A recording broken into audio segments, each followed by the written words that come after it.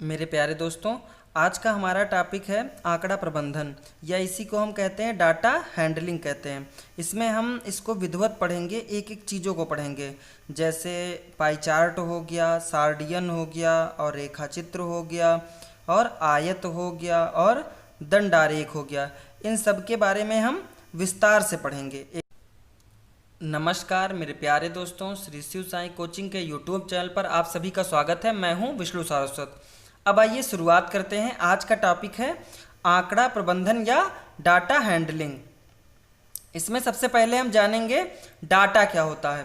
तो डाटा किसे कहते हैं? सभी स्थितियों में एकत्रित की गई सूचनाएं या आंकड़े क्या कहलाते हैं? डाटा कहलाते हैं। तो डाटा क्या होते हैं? सूचनाएं और आंकड़े जो होते हैं वो उसी को क्या बोलते हैं? हम डाटा बोलते हैं। अब आइए नेक्स्ट देखते हैं। नेक्स्ट क्या है? Raw data. ये रॉ डाटा क्या होता है? उपलब्ध आंकड़े जब असंगठित होते हैं तो उन्हें यथाप्राप्त आंकड़े रॉ डाटा कहा जाता है। जब क्या हो? असंगठित होते हैं तो उन्हें क्या कहेंगे? रॉ डाटा कहेंगे। अगला क्या है? अगला है टैली मार्क्स। टैली मार्क्स क्या होता है? आंकड़ों को सारणी के रूप में व्यवस्थित करने के लिए मिलान चिन्ह टैली मार्क का प्रयोग करते हैं। यानी किसके लिए प्रयोग करते हैं? सारणी के रूप में व्यवस्थित करने के लिए मिलान चिन्हों में क्या होता है? टैली मार्क का यूज होता है। अब आइए देखते हैं। अगला है आंकड़ों का वर्गीकरण। तो आंकड़ों के वर्गीकरण में सबसे पहले है पाई चार्ट। पाई चार्ट बहुत इंपॉर्टेंट है, बहुत बार परीक्षा में आया हुआ है। तो आइए देखते हैं पाई चार्ट होता क्या है। आंकड़ों को वृत्तीय रूप में निरूपित करके समझाया जाता है। इसमें पाई चार्ट में वृत्त आरेख एक संपूर्ण और उसके भागों से संबंध दिखाता है। संपूर्ण वृत्त को त्रिज्य खंडों में विभाजित किया जाता है। इन त्रिज्य खंडों का माप उसके द्वारा निरूपित सूचना के अनुसार होता है। तो बहुत आसान है। सबसे पहले सबसे अच्छी पहचान इसकी क्या है? ये वृत्तीय रूप में होगा, उससे आप इसे पहचान सकते हो। अब आइए अगला देखते हैं। सबसे ज़्यादा पूछ जाने वाला है पाई चार्ट, सबसे ज़्यादा पूछा जाता है। और क्या पूछा जाता है? आयत चित्र पूछा जाता है।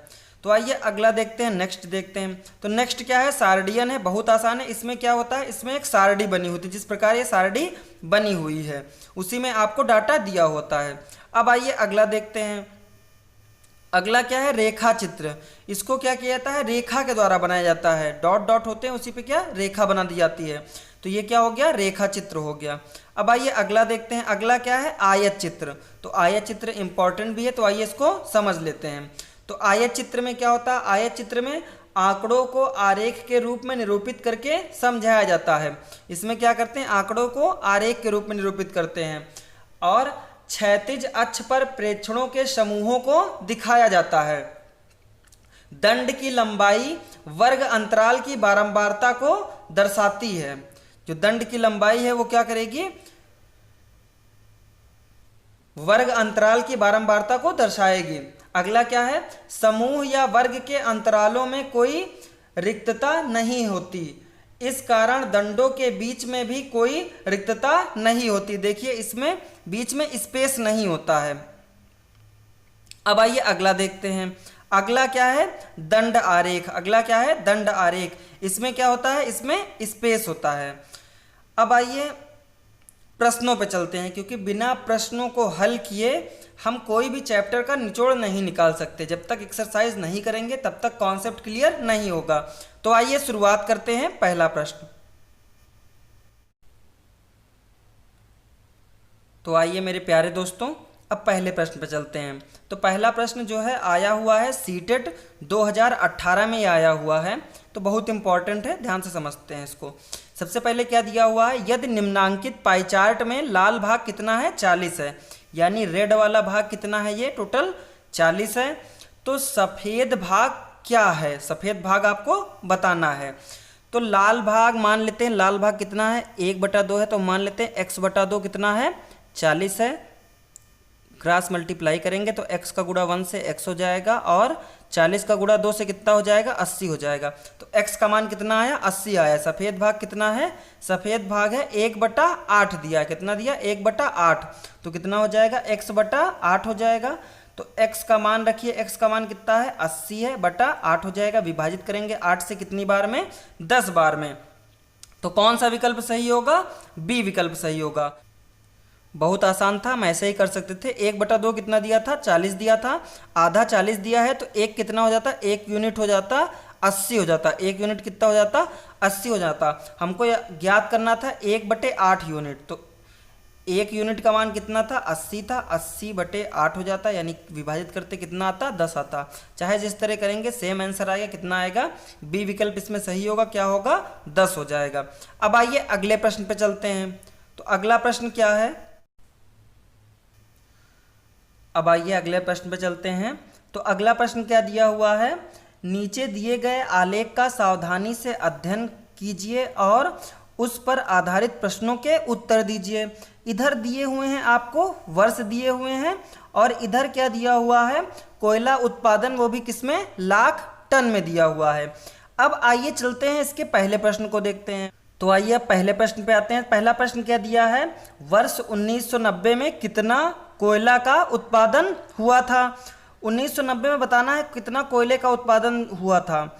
ऑप्शन में दिया है 30 lakh ton, 50 lakh ton, 45 lakh ton और 40 लाख टन। तो 40 लाख तो बिल्कुल नहीं होगा, 30 लाख भी बिल्कुल नहीं होगा। 50 और 45 देखते हैं।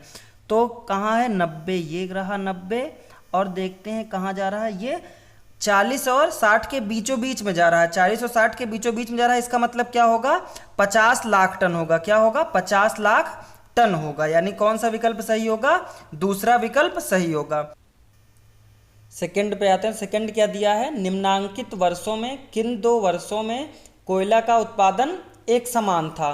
वो भी उच्चतम उत्पादन, 1988 और 1992। तो देखते हैं 1988 में यहाँ पे है ग्राफ, और 1992 में थोड़ा ऊपर है, तो ये गलत हो जाएगा। फिर दूसरा देखते हैं 1987 और 1989। 1987 ये रहा, और 1989 काफ़ी अंतर है, तो ये भी क्या होगा? गलत हो जाएगा। अब आइए अगला देखते हैं। अगला क्या है? 1990 और 1991। 1990 और 1991 दोनों में क्या है? अलग है, तो ये भी क्या होगा? गलत हो जाएगा। तो अब लास्ट में क्या बचा? 1991 और 1994, यही सही होगा। आइए देखते हैं। तो 1991 में भी देखिए, और 1994 में भी, दोनों में क्या है? दोनों में सेम है। दोनों में कितना टन है? दोनों में 60 लाख टन है। दोनों क्या है? एकदम बराबर हैं। तो दूसरे वाले में क्या हो जाएगा? दूसरे वाले में हो जाएगा 1991 और 1994 में, दोनों में क्या था? समान था। अब आइए तीसरा देखते हैं। तो अगला प्रश्न क्या है? तीसरा क्वेश्चन कह रहा है वर्ष 1991 का कुल उत्पादन वर्ष 1988 के कुल उत्पादन से कितने प्रतिशत अधिक या कम है? आप तो आइए अब इसको हल करते हैं। तो प्रश्न क्या कह रहा था? 1991 और 1988। तो 1991 में कितना है? 1991 में दिया है 60। 1991 में कितना है? 60 टन है, 60 लाख टन। और 1988 में कितना है? 1988 में है 20। 1988 में कितना है? 20 है। तो अंतर कितना हो गया?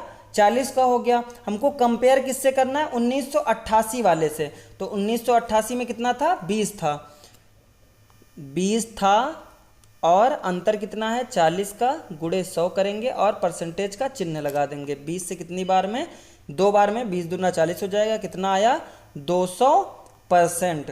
कितना आया? 200% क्या हो जाएगा? अधिक हो जाएगा। 200% क्या हो जाएगा? अधिक हो जाएगा। तो इसमें कौन सा विकल्प सही होगा? इसमें विकल्प सही होगा चौथा विकल्प। इसमें कौन सा विकल्प सही होगा? चौथा विकल्प सही होगा। आइए अब अगला प्रश्न देखते हैं। अगला प्रश्न है किस वर्ष कोयला के उत्पादन में अपने पूर्ववर्ती वर्ष की तुलना में उत्पादन ह्रास का प्रतिशत अधिकतम था? तो ऐसे देखने में पता चल रहा है 92 और 91, यानी पूर्ववर्ती की बात कर रहा है। तो 92 के पूर्ववर्ती, यानी क्या होगा आंसर? 1992। यानी दूसरा विकल्प क्या हो जाएगा? दूसरा विकल्प सही होगा। अब आइए अगले प्रश्न पे चलते हैं। तो अगला प्रश्न क्या दिया है? वर्ष 1986 से वर्ष 1994 तक अधिकतम एवं न्यूनतम कोयला उत्पादन का अंतर कितना लाख टन था? तो आइए अब देखते हैं। 1986 और 1994 में अधिकतम और न्यूनतम बताना। तो न्यूनतम कितना है? न्यूनतम 10 ही है, और अधिकतम कितना गया है? अधिकतम गया है 60 लाख टन। तो अंतर कितना हो गया? 50 का, यही बताना था आपको। तो कौन सा विकल्प सही होगा? दूसरा विकल्प सही हो जाएगा। तो अब आइए अगले प्रश्न पे आते हैं। अगला प्रश्न क्या दिया है? नीचे दिया गया दंड चार्ट एक कारखाने के 6 महीने 1000 यूनिट में उत्पादन दर्शाता है। ध्यानपूर्वक अवलोकन कर निम्न प्रश्नों का उत्तर दें। तो सबसे पहले आइए देखते हैं ये क्या दिया है। ये महीने दिए हुए हैं और ये क्या दिया हुआ है? ये यूनिट दिए हुए हैं। अब आइए पहले प्रश्न पे चलते हैं। तो पहला प्रश्न क्या है? पहला प्रश्न है इन 6 महीनों का औसत उत्पादन कितना है? तो आइए देखते हैं, सबको पहले ऐड कर लेते हैं। औसत का फार्मूला क्या होता है? औसत का फार्मूला होता है प्रेक्षणों का योग बटे प्रेक्षणों की संख्या। तो इसमें टोटल कितने हैं? 6 हैं। तो संख्या टोटल कितनी हो गई? 6 हो गई। अब आइए सबको ऐड कर लेंगे। तो आइए एक तरफ से ऐड करते हैं। सबसे पहले कितना दिया है? 150 दिया है। और फिर कितना है? 100 है। फिर कितना है? 110 है। फिर कितना है? फिर 125 है। और फिर कितना है? फिर है 100। और फिर कितना है? फिर है 105। उठा के सबको ऐड करेंगे। ऐड करने पर कितना आएगा? 690 आएगा। कितना आएगा? 690 बटे 6 हो जाएगा। विभाजित करेंगे कितना आएगा? 115 आएगा। विभाजित करने पर कितना आएगा? 115,000 यूनिट। यानी कौन सा विकल्प सही हो जाएगा? ए विकल्प सही होगा। कौन सा विकल्प सही होगा? ए विकल्प सही हो जाएगा।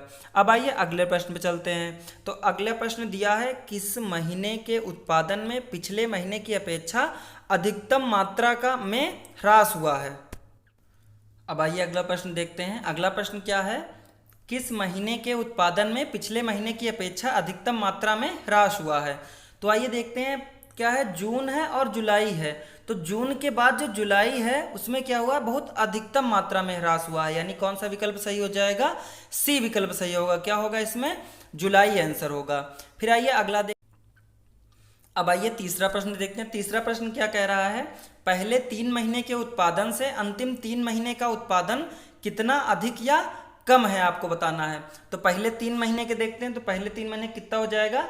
105 है और 100 है और कितना है? 125 है। ऐड करेंगे तो कितना आएगा? 303,000 यूनिट हो गया। अंतिम 3 महीने देखते हैं। तो अंतिम 3 महीने कितना है? 110 है और फिर 100 है और फिर कितना है? 150 है। यानी कुल मिला के कितना हो जाएगा? 360 हो जाएगा। अंतर कितना हुआ? 30,000 यूनिट का। किसका हुआ? 30,000 यूनिट का। यानी कौन सा विकल्प सही हो जाएगा? सी विकल्प सही होगा। कौन सा सही होगा? सी विकल्प। तो बहुत आसान है। इसमें कौन था? सी था। मेरे प्यारे दोस्तों, आंकड़ा प्रबंधन के साथ साथ ही हमने सीटेट 2020 के सिलेबस के अनुसार मैथमेटिक्स को कंप्लीट कर दिया है। यानी कंटेंट हमारा कंप्लीट हो गया है। अब क्या बची हुई है? पेडागोजी बची हुई है।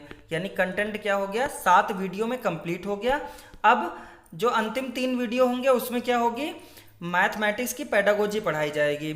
उसके बाद 10 दिन में मैथ आपकी कंप्लीट की जाएगी और बाकी शेड्यूल सब बना हुआ है। 66 दिनों में आपको पूरा सीटेट का सिलेबस कंप्लीट कराया जाएगा।